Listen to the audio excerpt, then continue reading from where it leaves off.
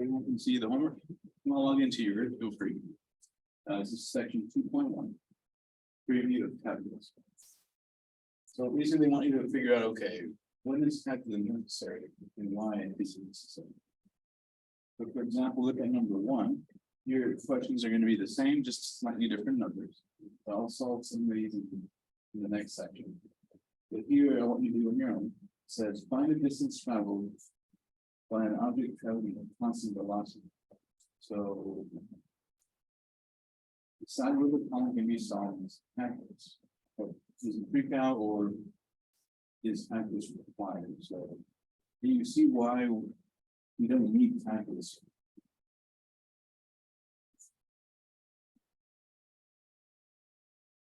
You remember back in college algebra, it was basic algebra.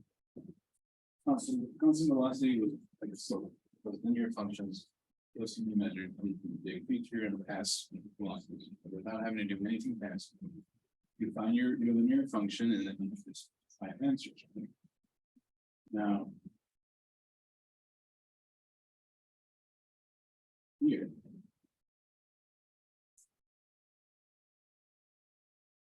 Number 2, find the distance. It's almost the same question, but look at velocity is represented by a function. So now the velocity is no longer constant. It is determined by a function that is dependent on time. So now you have to use calculus in order to solve this problem. You see the difference. Is that clear as to why you count here and you count up there?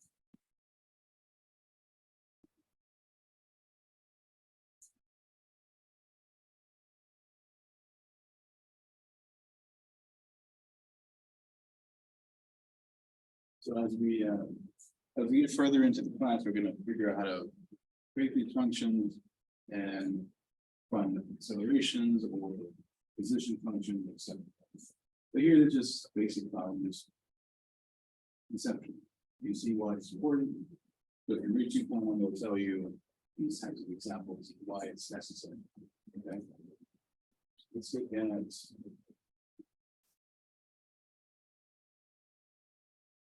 the area of questions. Another important part of calculus. Mainly calculus 2, I think at the end of the last chapter in calculus 1. We use calculus in order to find errors. So I know back in the day in elementary school, right, we did areas of different shapes. Those geometrical shapes all have formulas. So finding those areas are pretty easy, volume, etc. But when the shapes get really weird, like in real life, you want to find volumes and areas of strange shapes that are curved and dense, just not at all geometrical. Then you have to use calculus. Okay. That's the part A. You could use some triangle type of approach, right? Area triangle, 2 pairs. You cut it in half, maybe create 2 right triangles, something like this, right? So 1/2 base times half. Things we've done before. Over here, though, you can't really do that. You could kind of estimate by finding an area of a square or rectangle here, and then kind of fudge the rest. But that's not an accurate area, it's just a really rough estimation. Okay. Now, towards the end of calculus and beginning of Cal 2, we learn this idea here. So if I draw rectangles underneath any curve, any function, I can find the area of that shape. If I reduce the rectangles more and more, let's say let the width of the rectangle become infinite, then that shape will become smooth. So that's a theoretical argument. You let this thickness here become infinitesimally small to the point where there's so many tiny rectangles, it becomes perfectly smooth. Okay. That makes sense. Show them. So 2.1 is just concept. Why do we need calculus? When do we not? And can you find some basic questions of area and velocity? So I'm not gonna spend too much time on the second, there's only 5 questions. I want to spend my time on some kind of student. But the big picture idea makes sense. It's not too bad.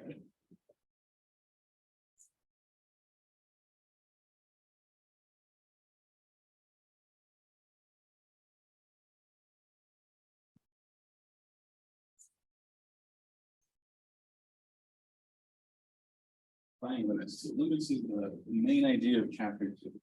So it's been an entire chapter, defining a limit, solving limits, and then defining the derivative using limits. The only purpose of limits, at least in this class, is to define the derivative. About 80% of this whole course is about derivatives. Okay.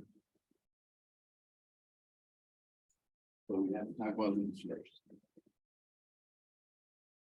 But limits are pretty useful. They come back to haunt you in calculus 3, if you're going that far. But they use 3-dimensional limits. It's so weird. But anyway, let's graph this guy on some designates. This one over x squared minus 5x plus 4. You guys see the change in webpage? Was already on it today using my phone.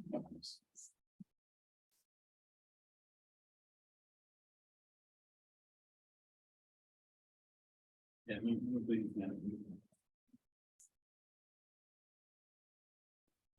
It's full.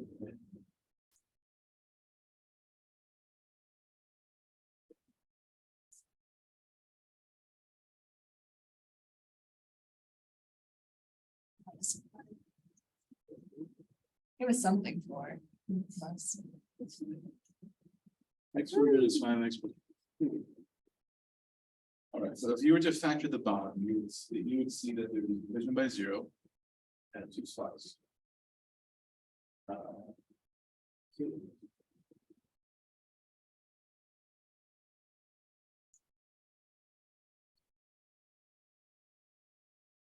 So x equal to 1, there is division by 0.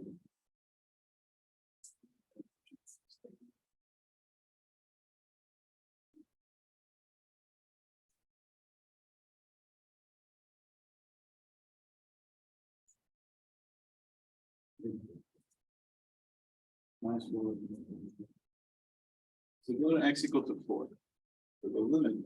So this is the basic idea of it's pretty straightforward, without getting too deep into the theory. Here is x equal to 4, right? Notice how it's undefined here. There's a hole. That's because the denominator can be factored. But remember how to factor this? It's denominator.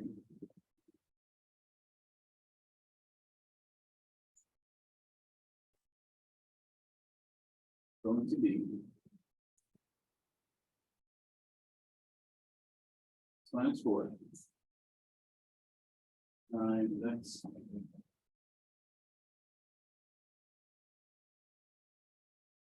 minus.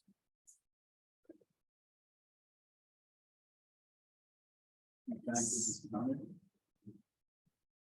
You guys agree? Okay, so the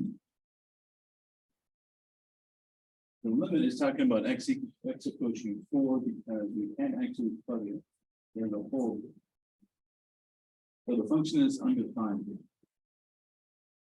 Let's disregard that they can technically cancel. That's an idea we'll talk about later. But right now, the limit's asking, what is the function doing as I approach from the left side, from the negative side, and the right side, positive side. Right, what is the function approach?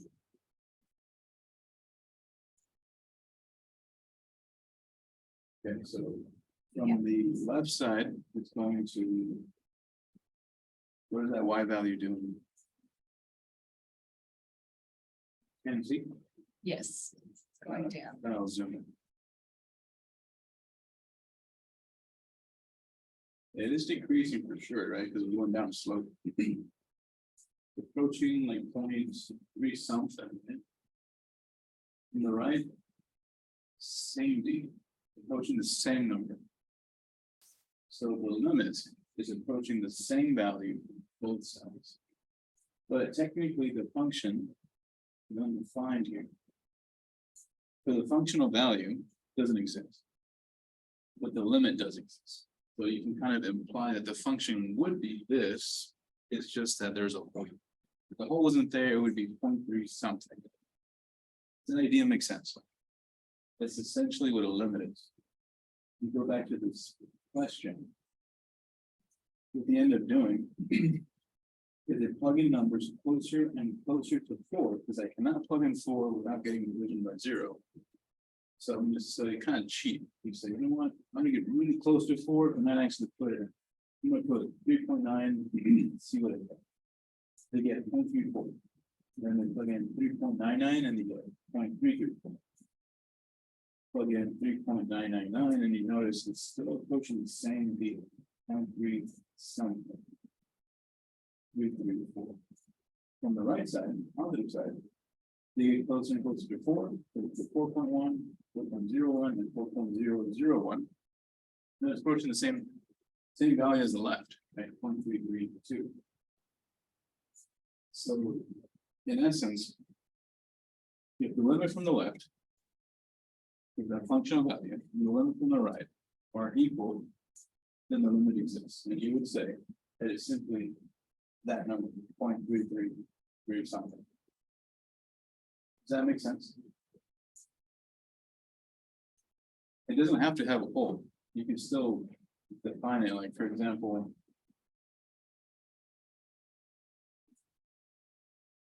let's say I have just some basic question.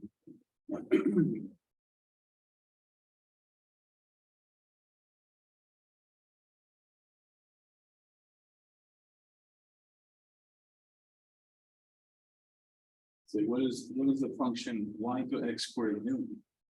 Let's say your limits of x squared. As x approaches, let's say 2. Here's 2.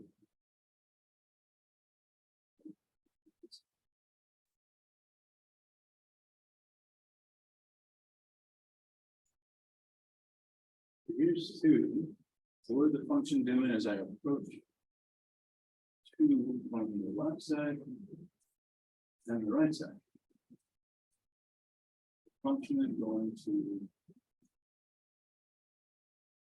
4, right? The fact that I can just plug it in means limit exists, so it doesn't have to be 100.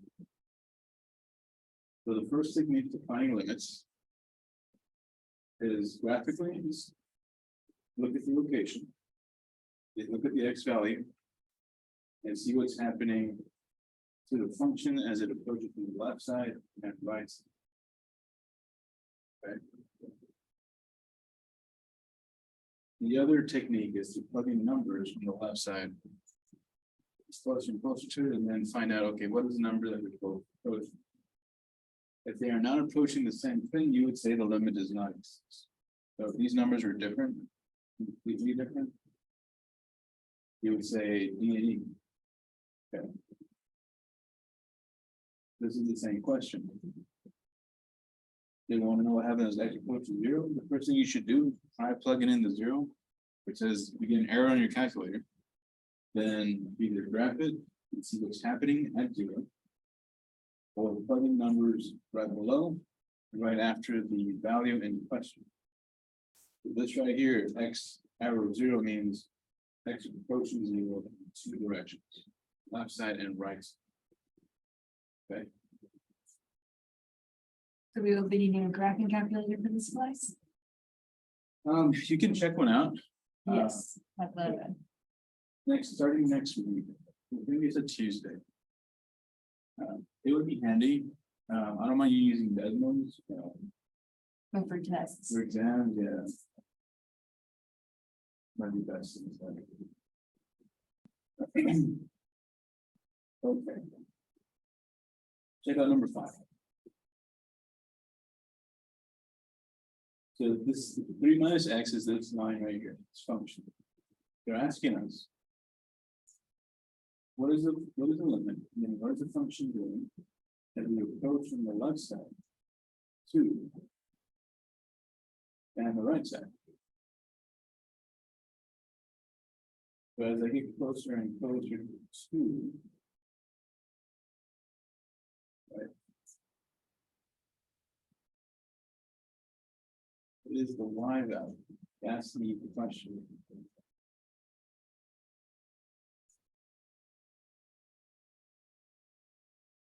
So as a function approaches to the left and right, the y value is going to okay.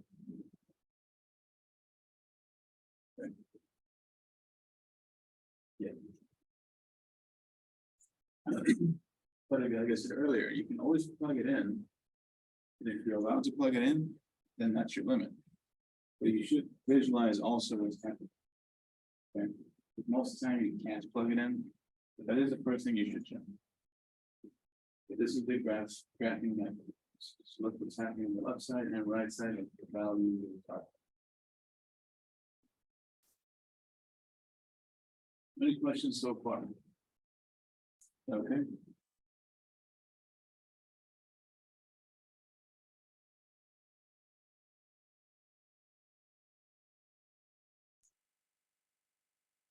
This one is interesting, number 6.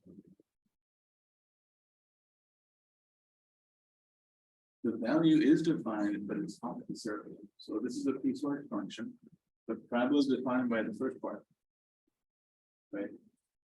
And then the single point is this.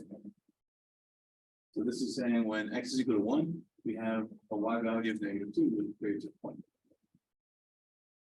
And everywhere else, other than that, you have a parabola.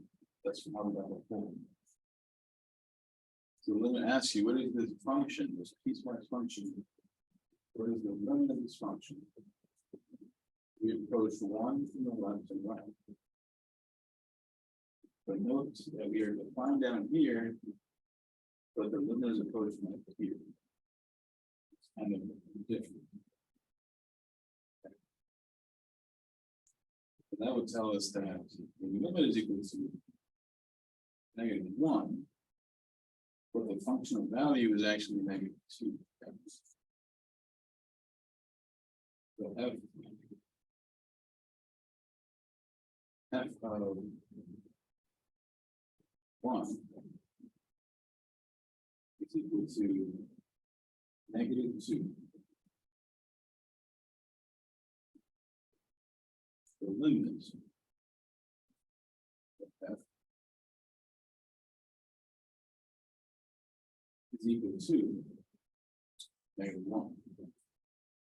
In this case, they are not the same, not equal. Later we'll talk about continuity. In order for a graph or a function to be continuous, these would have to be the same. Here it's not the same. The limit, which approaches 1, is not equal to the function at it's different. But you can still find it. That's all they ask. Any questions on 6?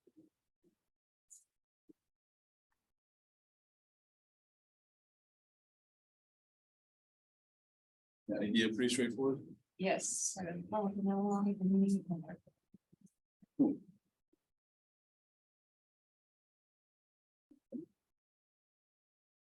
Number 7 is a kind of a step type function. Notice that -4 is this point. You can see right away that when I approach from the right side, I have a different value as when I approach from the left side. Right? The value down here looks like -1, right? From this side, it looks like. Yeah. So since these are different. This is the notation for left and right. The limit, I'm just gonna call this function f, don't want to write all that. Or to write from x. Limit of f as x approaches -4. So if it's gonna be the left side, it would be, we put a minus up top, negative power goes. So limit from the left, -4. X approaching -4 from the negative side is equal to approaching this way. Y value is constantly negative. The limits, the notation for the positive is the same thing over the plus. From the right side limits.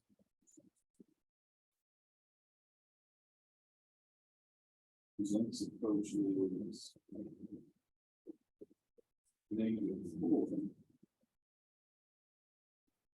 Adding into one right here. You said that one would be a plus on the, Coming from the right. The way I think about it, it's coming from the positive direction, so plus.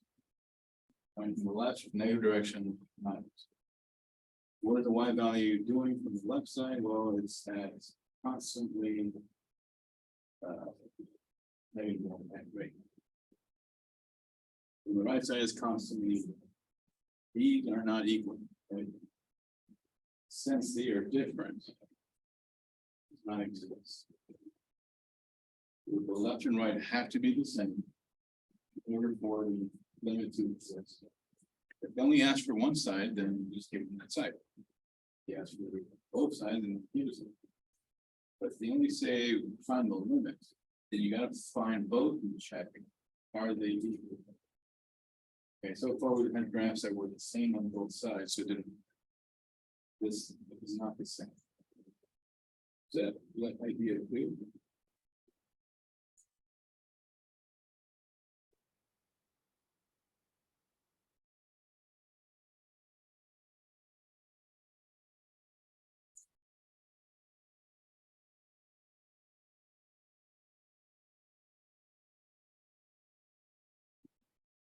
then the next one would also be ZNE because it's like the same setup. Yeah, it looks like from the right side, 0. From the left side, it's 1. But you're not even. Awesome. Is it clear what these limits are? Yes, I just wanted to check and make sure.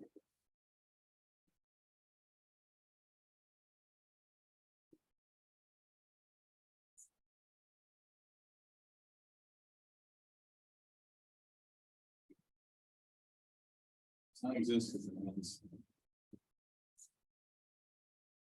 Okay, pi over 2 is right here.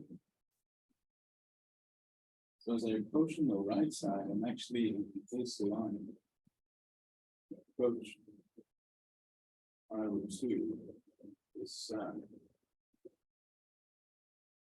I'm going to negative infinity, right? Approaching the left side, shooting upward.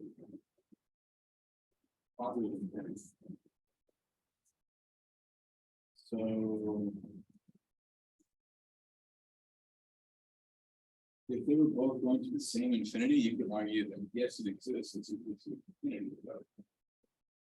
Here are the different types of infinity, so you could easily say it's not exist. Later in the homework, you'll have the option to put infinity, but not here. Okay. But here it doesn't matter. Clearly, does not exist. Everyone see why it's DNA.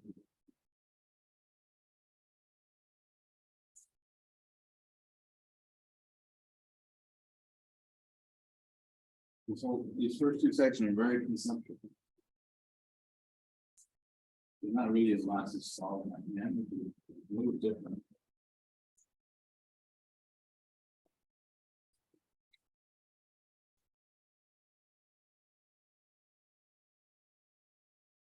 Yeah. Pretty much.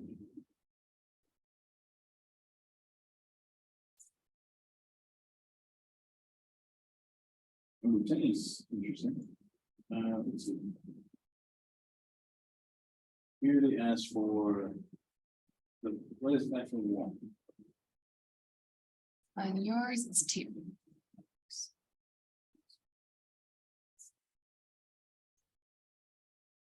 Yeah, so that's the one thing you plug in the X value 1. There's a hole here and here, but it's defined as this value. So 1 is 2. So plugging 1 and 2. Now, what is the function given? That approach 1 from both directions. Left side of the line up here, right side of the down. Clearly not the same. Right? Not even. After 4, well, that's a 4. So it's not exist. The limit as X approaches 4, well, that does exist. Right? It's the same on the left and right. It is approaching the same. Let's see what it is. Yes. Yeah, it would be 2. The limit exists, but the function does not exist at 4. On A and B, the function exists at 1, but the limit does not exist. See how these are opposite scenarios?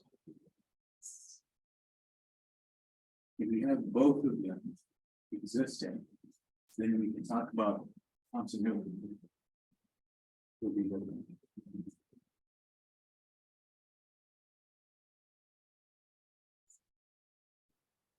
Really the same type of deal, just a little more interested.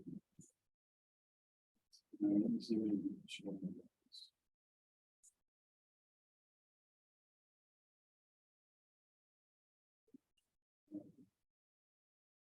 Anyway, any questions on finding limits graphically? So using a graph. Final limit. Any questions on finding limits, like plugging in values really close to the value in question?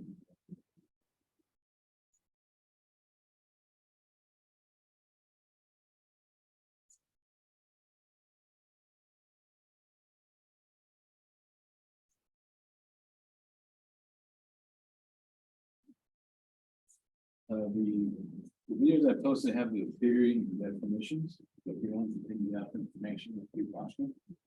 But essentially, this is what they are. That's how you find it. In essence, they're not. It's not too crazy, I don't think. But the theory underneath it all is it will be Can you go to 11? 11. Yes, I'm having issues with H on that one. Age, same number. Well, you can't see it. It goes above what you can see as it's the limit as approaching 4. The limit is infinite. They shoot up. Okay, Shoot up. awesome. I wasn't sure. Yeah, they put arrows, but it's pretty fire.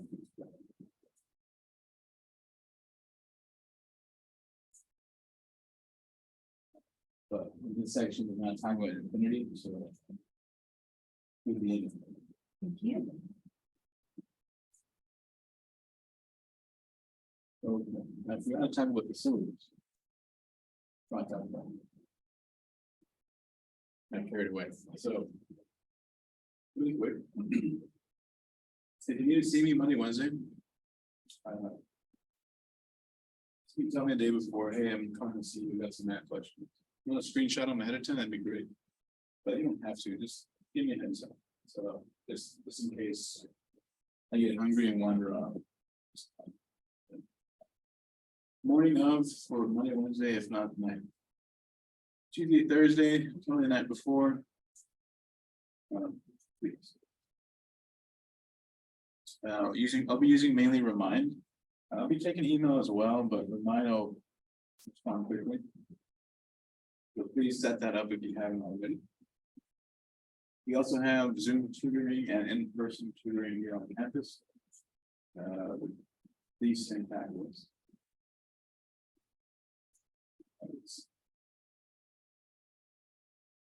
If you have an emergency, you need to contact me, feel free to text me. My number is here somewhere.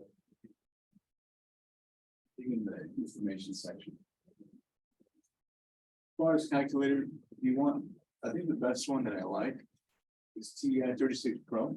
That one's the cheapest calculator that does not,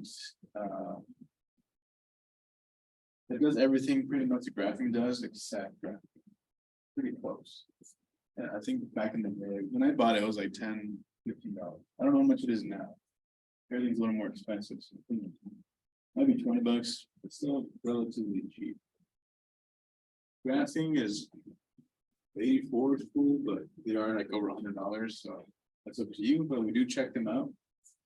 Clicking here has the information to check them out and how to return them. Make sure you return them when the data class ends, so you didn't get any holds on your account. Okay, We can't, oh wait, that's in the syllabus. what's up? It's in the syllabus, so I should go. Yeah, it's just right here. It's trying to look for the pages, and it's like, I can't find the pages. Yeah, good syllabus.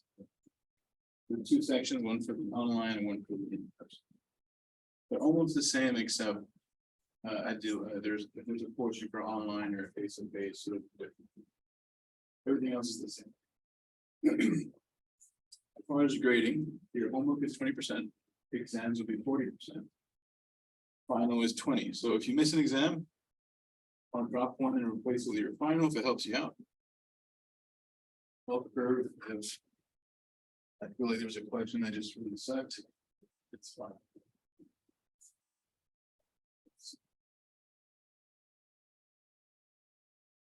So I'm not gonna change the due dates on it with you, but I do give random extensions if I feel like, oh, that's some extra time. Like, for example, spring break, I might say, you know what? Catch up on your homework, it might open some more stuff. I don't do late penalties. If I do open it, let's do it. I'm not gonna hurt you. There's no makeup work, so if you miss the exam, that's the one I'm gonna drop. Okay. And it's gonna be through responders, so there's no reason to miss it. The exams will be open for a week straight. You can take any day and time to do it. Just make sure you set up the responders stuff. That's all in the orientation. And this is a face-to-face. Here are the four exams. Test one is over limits. We just talked about. More conceptual exam. Test three is over derivatives, very old school, just solving problems.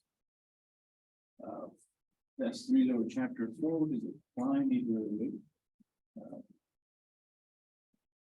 And then test 4 is chapter 5, which is anti-derivative, the main idea of calculus. We'll touch on it, but not go too in depth. Here are the schedule. So since I'm not doing total, we just did 2-1 and 2-2, here's the right stuff. But you saw the homework's not too bad. Let's see what you started. 2.3 we'll do on Tuesday.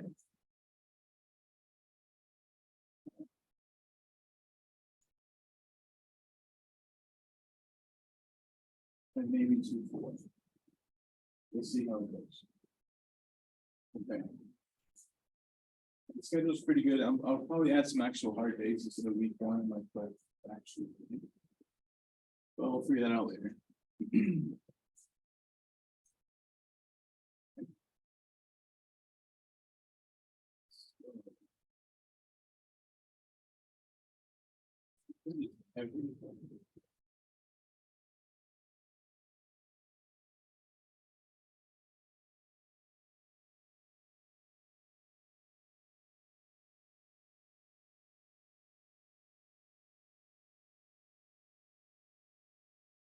So If everything was online, or I guess everyone, please. Get the orientation done this weekend, not sooner. Because 23rd will be over. You have them sign up for the homework, you have any orientation by Monday, that will be moving from the class, assuming. You're just not doing anything. Okay, after that, then you're not gonna be dropping anyone unless you request. But you need to make sure everyone's on board with orientation by Monday. If you have any questions about grading or homework, or the material we just have.